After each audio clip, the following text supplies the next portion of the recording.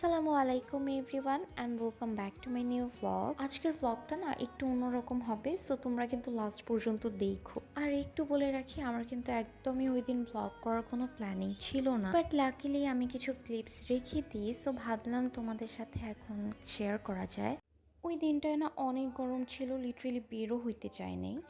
But আমার একটা friend অনেক রিকোয়েস্ট করে আমাদের বাসা থেকে বের করেই ছাড়ছে। দেন আমি আর আমার বোন মিলে চলে যাই হচ্ছে কেক স্টোরিজে। আর যেতে না যেতে অনেক বৃষ্টি পড়া স্টার্ট হয়।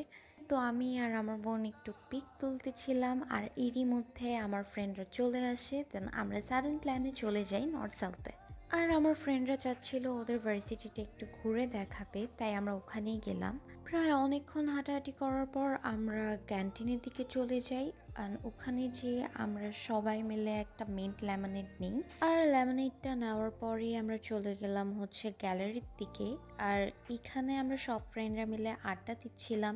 এখানে কিন্তু আমার অনেক চাইল্ডহুড ফ্রেন্ডের সাথেও দেখা হয়েছে। এখানে আমি আমার ফ্রেন্ডকে বলতেছিলাম আমাকে কয়েকটা পিক তুলে দিতে, বাট দেখো আমার ফেস রিয়াকশন। আমরা চলে গেলাম হচ্ছে লাইব্রেরির দিকে। আর এখানে কিছুক্ষণ বসে থাকার পর আমরা আমাদের ফ্রেন্ডদের সাথে লাঞ্চ করতে যাই।